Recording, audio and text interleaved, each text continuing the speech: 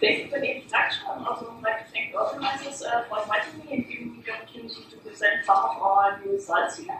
So I will stick with methods of X-ray spectroscopy, in particular absorption spectroscopy and circular diaprism. But I'll go back to the time-resolved realm, so to speak, and talk about applications or what you can do when you look at this in the femtosecond domain. Before I actually start, I'd like to acknowledge many people involved in these two projects I will talk about. Especially Muhammad Sultan is the former PhD student on the lantanides, and Mehdi Afshari is the current student on the peptides, Rubus as the group leader, as well as Alexei Melikov and Jörg Fink for a lot of very helpful input, and Ilinoi Hiramatsu from Hosono's group for samples which were quite essential for getting results on the peptides. And then the team at the Basic 2 Practice License Source for long years of support in the femtosecond time-resolved measurements there, as well as various funding agencies. And I'd like to in particular mention this new collaborative research center at Faculty of Physics in Duisburg, which is especially dealing with non-equilibrium phenomena in the time domain, so many different spectroscopic femtosecond time-resolved methods, including one project to actually build a soft X-ray source.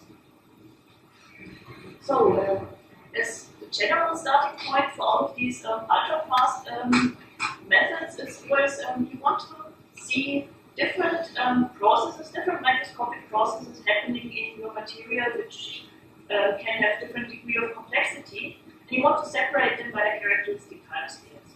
For example, if you look at this time axis here, starting from the femtosecond up to the nanoseconds, I've listed various processes that happen. They're a bit biased towards processes in the ferromagnetic metals because that's what I'm mostly working on.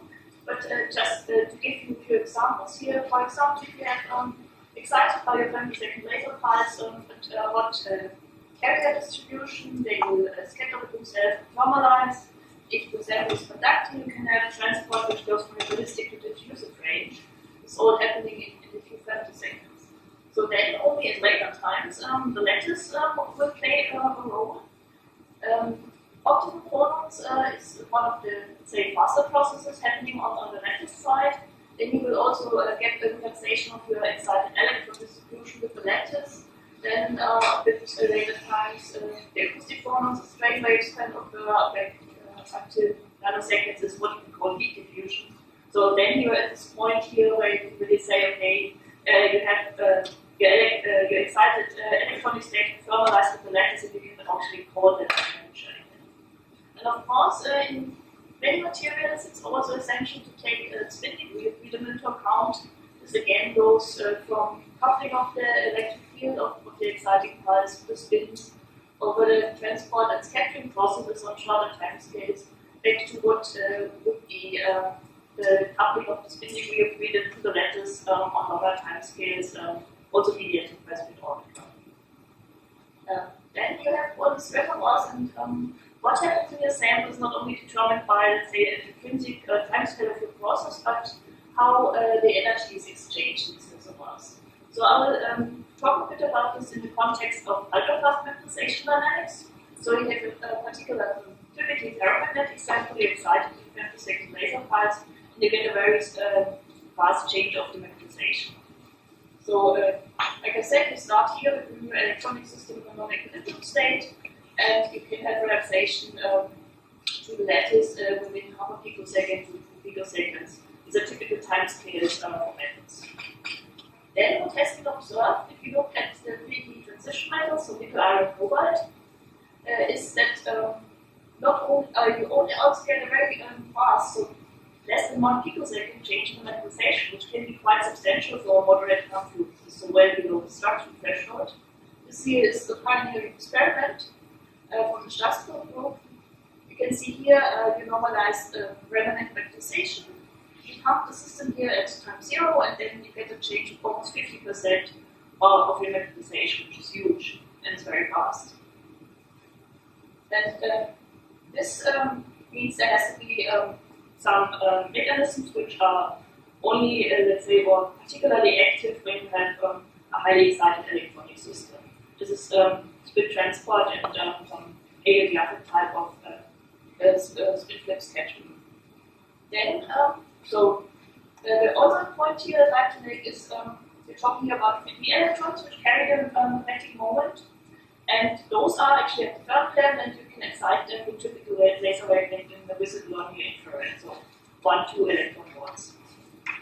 However, you can also look at the lanthanide or rare earth ferromagnets, gadolinium turbulence on, or antiferromagnets in this case. And there's actually a different process happening. There's also a pioneering experiment on that from Bartolas and co-workers, who showed that when you sort of heat your sample slowly using nanosecond pulse, so that your electronic and lattice system is in equilibrium at all times, the lattice temperature speaks with the spinning system, while the lattice coupling has a time constant in the tens of picoseconds, so an order of magnitude longer than this previously shown ultrafast magnetization in the 3Ds. So then, of course, your gadolinium also has 5D electrons, which you can excite directly with the laser. So what happens if you have both the spins or magnetic moment localized at the iron core, and you have D electrons which you can directly access with your quantum wave.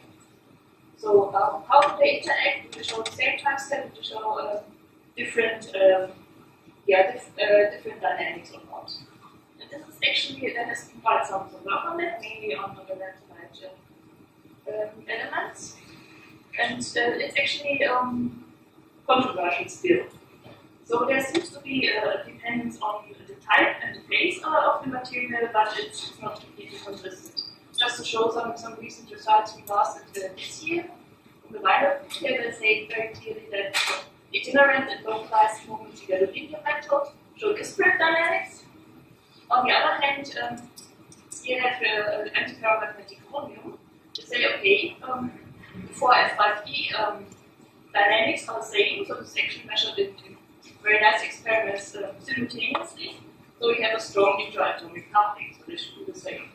Then here in antiferromagnetic dysprosium, however, they say, okay, the core spins, they react much slower than the conduction electrons. However, if you put this in the ferromagnetic phase, they're again strongly coupled, which this is somewhat not consistent. This is, there seems to be some dependence on phase and material, but it's not entirely clear. So what I want to show you now is how we approach this to look at the interaction between localized itinerant moment, and especially in terms of magnetization dynamics. So I will briefly introduce the experimental method, which is femtosecond time resolved X-ray absorption, spectroscopy, and circular light crystal. I'm going to do this. Then what we did then is we put 2 4F materials, which have very different spin lattice coupling together in an alloy for the terbium, and then look what the localized Wolfram magnetic moments do with these elements that we probe.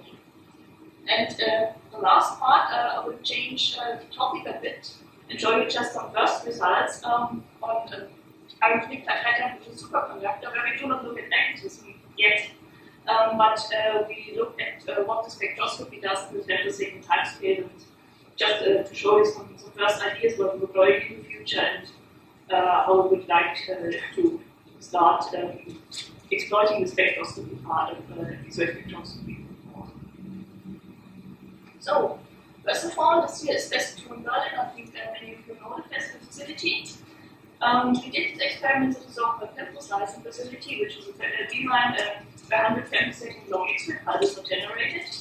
The way this is done, you have a femtosecond laser here, which is quite intense, and you bring this into the storage ring and with temporal and spatial overlap between like normal electron bunch, the synchrotron which is some tens of picoseconds long.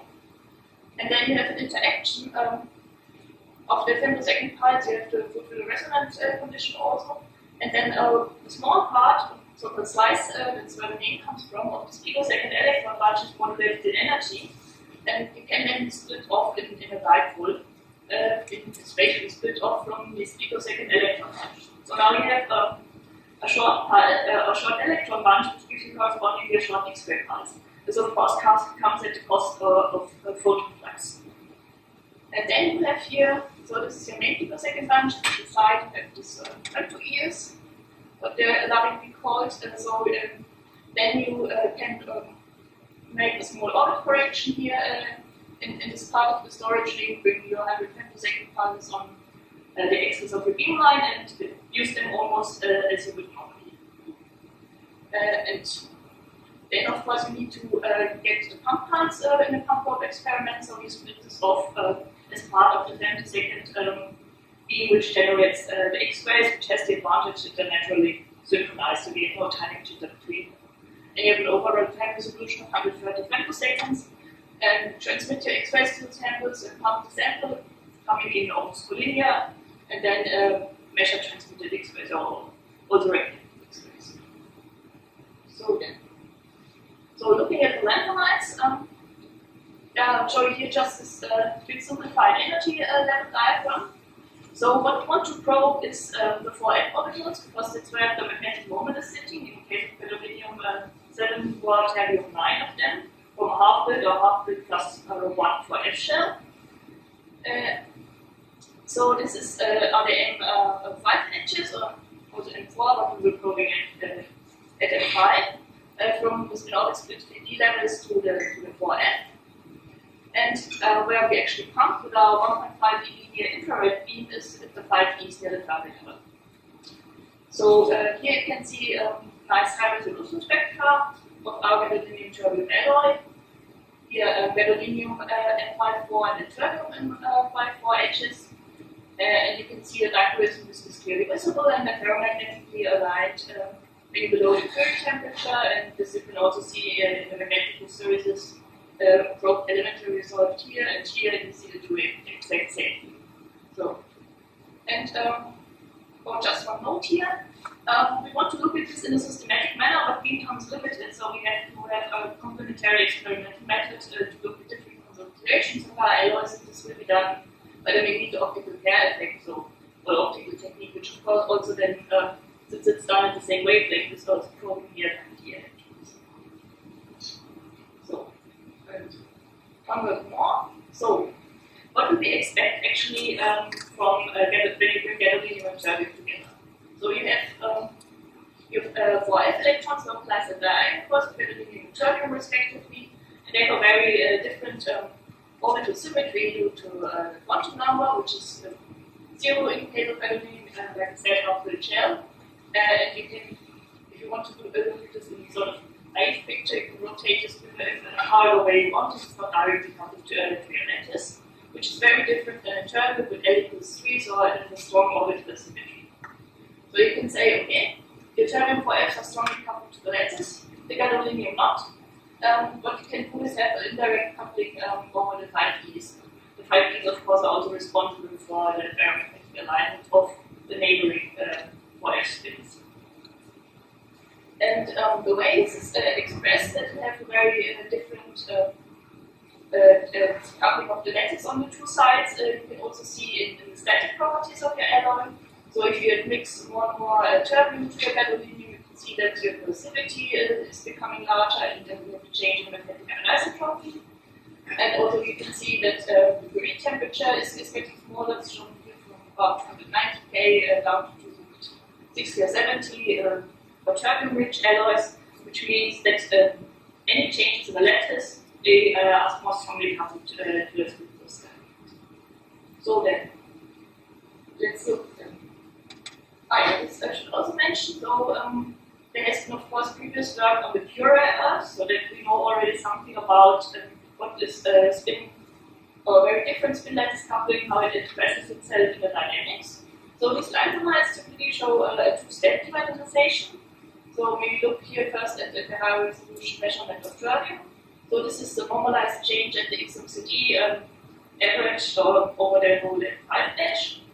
And you can see that you have the first step here, which changed about 30-40% magnetic movement, or let's say the combination of spin and angular momentum which measured the F5 dash. And then you have a second step. The first one is sub-picosecond, around 700 femtosecond time scale, 1 over E. And the second one is 8 picoseconds in terbium, and in gadolinium it's 40 picoseconds. So where you notice the difference, and this is of course linked to the difference in coupling between the lattices. So strong in terbium, with L equals 3, and weak and indirect in gadolinium with L equals 0.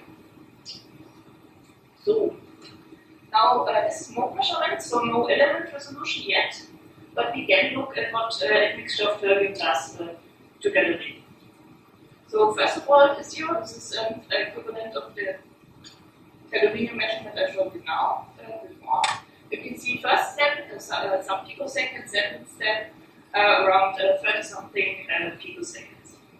And then you mix more and more terbium to the other, and you can see okay, there's still 2 steps, but they're getting closer together in time constant, and the maximum level of demagnetization is reached faster for terbium-rich alloys, which means that the second time constant is getting shorter. So sort of what you would expect. So in this, what I call tau 2 here is the second step in the demagnetization. You can see the influence of the strong the lattice coupling of terbium. And this is increasing pretty much linearly with increasing current content. On the first step, so which is mediated somehow by the laser excited 5D electrons, there is practically no change or no systematic change in the time constant with the increasing terbium concentration. So far so good. Then we look at this in element resolved manner. So in blue here you have what's meant with the gadolinium implied and red the terbium implied edge. And you can see, okay, they seem to do the same thing in terms of time scale. So you have the first step here, the sort of decrease in magnetization happens together. And then on the second time scale, you can see this here with just exponential fit put in. The time constant is actually the same. So you have 5 minus 2 picoseconds on the same step. Okay, say, okay, it makes sense. Gadolinium can demagnetize faster than in the pure gadolinium film because it's neighboring terbium atoms and sort of the magnetic moment can be transferred not only indirectly over the lattice, which seems to be slow and inefficient, but also over the terbium. Okay then, but what's going on here, there is a transient difference here in the demagnetization. It actually disappears after some 40 picoseconds, so if you look at this first time resolution, you can barely see it. So which means there's some transient difference there for some 20-30 picoseconds. So to explain this, it's connected to, let's say, the efficiency of angular momentum transfer from the different sides to the lattice. Let's first go back to the time constants, which I have now transferred into rates from our measurements. You can see here you have this nice linear increase going from pure gadolinium to pure terbium. And if you try to put this to a linear fit, you can say, okay, we can link this to 2 processes. One is what we call the indirect one, so going over the 5Ds to the lattice. This has always to be there. 5D is very similar to gadolinium and terbium, so we assume it's just the same. And then you have this direct process which is mediated by the strong lattice coupling of the terbium 4s. I can say, okay, this seems to be linearly increasing the more terbium you put in. And from just a simple rate model, you can get out, you can get 0.3 revolve picosecond transferred over terbium and only 0.46 revolve per picosecond over the gadolinium. So then, what's the transient difference here? So one has to take into account that you have your alloy and you have the terbium gadolinium sides, and you have to check, so how can this be transferred? So each terbium atom can get a certain number of angular momentum from all neighboring gadolinium atoms, and conversely, a gadolinium atom, if it wants to transfer an angular momentum to the lattice of your terbium coils, can give to a certain number of neighboring terbium atoms, given by concentration and the coordination number. So putting this in the rate model, which I'm not going to show you the equations for, they're rather primitive, let's put it like this. You can get out that you need to have an angular momentum transfer rate between neighboring gadolinium and terbium atoms, which we term here with the RKKY, because this is the direct exchange coupling between gadolinium and terbium. It's 0.02 revolve per picosecond, which means that actually this constitutes a bottleneck for the angular momentum transfer. So this is there's only a limited efficiency of transferring from gadolinium to, or all neighboring gadoliniums to terbium to the lattice due to this limited rate. And that's actually what we find from, or how we explain this transient difference in the demagnetization between gadolinium and terbium, which persists for about tens of picoseconds. So, yes, the 4F5Ds are strongly coupled in gadolinium terbium alloys, but there is a limited efficiency of this angular momentum transfer, which then shows up in this transient difference here. The demagnetization constitutes a bottleneck. And yeah, this is something which is only possible by doing element resolved measurements, because you can look at different sites, and I think this is also interesting to do in various other materials where you would expect such processes to happen. So for the next few minutes, let me go to a rather different material, which is a bit more complex than our ferromagnetic metals, which is the iron thick titanite, which is superconductor. It's barium 1 to 2, substitute phosphorus substituted. And the important thing in all these materials are these iron arsenic plates, the layered structure. And you have this sort of bucket plate of the iron and the arsenic, and this difference between the iron and arsenic, which is called so-called nickel height, seems to be very crucial for the superconducting properties of these materials. So this can be changed by external pressure, by chemical pressure, which is this phosphorus substitution form, and it seems to be directly connected to the critical temperature and the onset of superconductivity.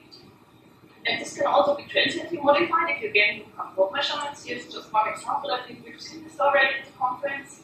It's very nice because of this photo emission spectrum, and you can see when you come here at time 0, your system with a femtosecond laser pulse, you generate over electron distribution here above the Fermi, and then you have this modulation here. This modulation is a coherent phonon, A1G mode, which actually modulates this iron split again height here, and therefore it's quite interesting to see what you can do when you excite your coherent phonon and what this does to the properties of the material. And there are various papers here which look at the phonon mode itself by the scattering techniques and the difference in the cubic potential and so on. So our motivation was because to look at the A1G, which we did not manage, we did not see that, so sorry if it causes any disappointment from the beginning. But to also exploit the fact that with our X-ray absorption spectroscopy, there's a lot of local probe, or let's say a probe which is sensitive to the local environment of the iron sites. And this is of course important if you look at this iron arsenic plate is essential for the let's say properties of this material. So the way we do this, again with X-ray absorption spectroscopy, but in reflection. This is purely technical reasons, because the thin film samples we use cannot be grown on material which is transparent for soft X-rays. So we have to use a relatively thick film and then probe in reflection. So we go here under grazing angle theta and then look at the reflected X-rays. So of course you lose a lot of intensity, but it's still possible also to do this at superconducting and the slicing source. So, like I said, we want to load probes, and we take the iron LHs at around 700 electron volts, so the 2p to 3 transitions. Here you can see a sort of spectrum of the reflected X-ray intensity. This iron thick tiles are weakly correlated materials, and they're quite similar in spectroscopy to iron metal. There is some kind of structure here in high resolution experiment, which were not done by us, but a different group. The way we do, the reason we do not see this here is for technical reasons. We're just limited in energy resolution. So then, we have our spectrum. We put our femtosecond laser pulse on the sample, 220 femtoseconds delayed. We measure another spectrum, which is called here the pumped. And you can see by eye there are some slight changes here. And to visualize this a bit better, we take the difference. So pumped minus unpumped. You can see the red circles here. You have something. So there's intensity coming up before the edge, increasing on the L3 edge. So this looks as a first indication, looks like a shift of this whole L3 absorption to lower binding energies. Which is not quite what happens. So I'm showing here more data. So this is at 20 femtoseconds, then 1 picosecond later, about 1 more picosecond later. And you can see that the spectral shape is like this, then actually the effect decreases again, the non-reduced effect, and then it comes back. And then just sitting here on the peak and measuring the change or this difference, pumped minus unpumped, depending on the pump growth time delay, you get a quite interesting behavior, which at first glance looks like a dynamic oscillation, but actually results from these changes in the spectrum, which have two components. So you can get this, two Gaussian peaks in the background, and you get out that you have a shift of the L3 at two lower binding energies, which keeps increasing up to 3 picoseconds, and which is also still visible if you take reverse time resolution, also after some hundreds of picoseconds. But this alone is not sufficient to even qualitatively reproduce the shape of these differences between the pumped and unpumped spectrum. You also have to take a broadening of your L3 edge with that. Actually, so you have a broadening, and or in this case, it's actually a narrowing, since you have here a negative change. It just seems to have a bit different time scale than the shift, because it changes your sign for one of these data points, or it actually it looks like it's going back to equilibrium values faster than this shift. Just one note here, this does not seem to be dependent on the phase which you're in. So we have measured as a antiferromagnetic phase. So our samples are slightly underdoped. We could not measure the superconducting phase, but we checked the antiferromagnetic phase, and then slightly above the structural and antiferromagnetic phase transitions, and the results are qualitatively very similar. Also, another experiment with slightly different pump parameters at the room temperature shows something which is, let's say, very similar to what I showed here for the lower temperature measurements. So, we do not have a complete interpretation yet, but what are the possibilities how we can look at this? So there are previous results on a simple metal film films. In this case, it's with Snicker, and it's also with 22nd time resolved X-ray absorption spectroscopy. And you can see here that we actually have a shift of this L3 pixel absorption edge of about 100 millielectron volts, so same order as I have here, so about 150. On a similar time scale, so 200 femtoseconds after laser excitation. And this is also something which is, so this is here this difference between pumped and unpumped again, which looks very similar but weaker. It persists after some 10 or even hundreds of picoseconds. This was linked to two effects. One is generation of hot charge carriers. It's very consistent with the initial time scale. This is just out of the experimental time resolution, where you get more excited hot electron distribution. And then it's relaxed after some time in the long time scale, when your electrons have thermalized with the lattice. You can actually have a persistent shift, and you can link this to the temperature change. So this here is just measured at the temperatures by filament heating of the cell. You have something which looks like smaller but qualitatively the same as before. So okay, our shift seems to be in agreement with what to be expected from having first hot carriers and then hot lattice, so to speak. This has also been seen in a material which is not metallic in the ground state, but an insulator. And when you drive this with very high confluence, there are also some recent results from Japanese school. You can induce an insulator metal transition. So you also generate a lot of hot carriers, and you have changes again with the iron L absorption edge, which should qualitatively like this shift. So you have increase of signal here and decrease here on the edge. So our peak shift seems to be linked to what you can do when you generate hot carriers and then heat your lattice. But what is the origin of this broadening of the peak? And there I can only leave the question mark because I don't have an answer yet. So this might be linked to the fact that we have this more complex material than a pure metal that also has a layered structure. We could not link it high time scale to any other process in the material. So strain wave is out and is faster than the strain wave. Or A1G fallen mode is or it's not linked to that, since we do not see the characteristic A1G frequency. So this is something where also like to invite people who work on X-ray spectroscopy, maybe from the theory side, to maybe invest a few thoughts in what would you expect to happen in X-ray spectroscopy when you have non-equilibrium situation of electrons, permanently excited lattice, and so on. Because this seems to be a quite interesting technique, but we found that we actually have answers for questions that we have not asked, since we do not know, we actually do not understand our spectroscopy well enough to go beyond that and actually use it to understand the physics of the system. And with that, I can conclude. So, from the linear turbo measurements, we learned that because the equilibrium demonetization on the picosecond time scale is determined by the strain-to-discrete lattice coupling, which is given by 4L orbital RS and the indirect exchange coupling of 4F moments on different sides, gadolinium terbium. We get the demagnetization in the gadolinium terbium, but it has limited efficiency in causing bottleneck angular momentum transfer to the lattice.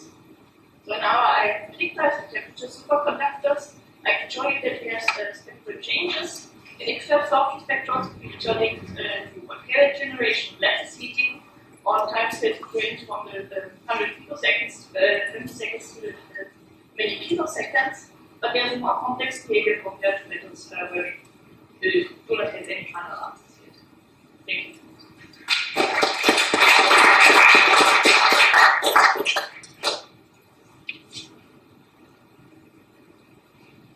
So in the oligonucleotide case, it seems like you can have very close coupling between the electronic structure and the structure that the lattice wants to assume. Yeah. So this Rudolph also takes this A1G formal mode. Yeah. Shows, for example, up in those emission measurements where you should be sensitive to ironous and authentic states around some level. Yeah. But so in a transient context, if you have a lot of hot areas, if you have a lot of heat, the electronic degrees of freedom only,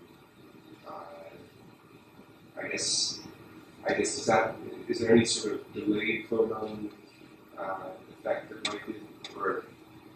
Yeah, so this we cannot see from our measurements, but it has actually been found that you have to have sort of two formal populations in this material. So one which are more strongly coupled to your excited electron system, which then relax, say, if you put this in terms of a rate model, you have one more reservoir which is more strongly coupled to the electronic system, and that one part that all the other forms do something.